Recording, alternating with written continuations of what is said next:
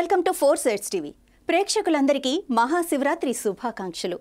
సాక్షాత్తు శివపార్వతులు నడియాడిన ప్రదేశం తీర్థాల.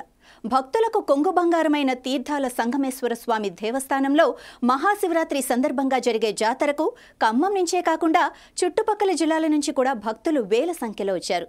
త్రివేణి సంగమంలో స్నానం చేసి పెద్దలకు పిండ ప్రదానం చేసుకుని శివలింగాన్ని దర్శించుకుంటున్నారు.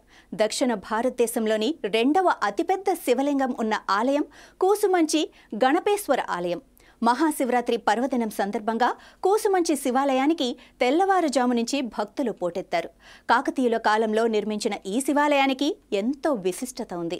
తీర్థాల సంగమేశ్వర స్వామి దేవాలయానికి శివరాత్రి జాతరకు భక్తులు పోటెత్తారు. ఇక్కడ ఆకేరు, మృగ్గేరు, మున్నేరు మూడు నదుల ప్రవాహం కలిసి ప్రవహిస్తాయి.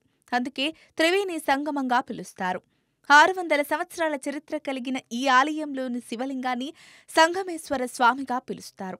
ఎక్కడైనా శివుడికి పార్వతికి మాత్రమే కళ్యాణం జరుగుతుంది.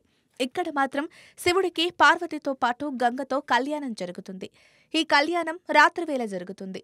రాత్రి కళ్యాణం జరిగే సమయంలో శివుడు భక్తులను తాకి మోక్షాన్ని ప్రసాదిస్తాడని భక్తుల విశ్వాసం. అందుకే భక్తులు అధిక సంఖ్యలో పాల్గొని జాగారం చేసి స్వామివారి కళ్యాణం తిలకిస్తారు.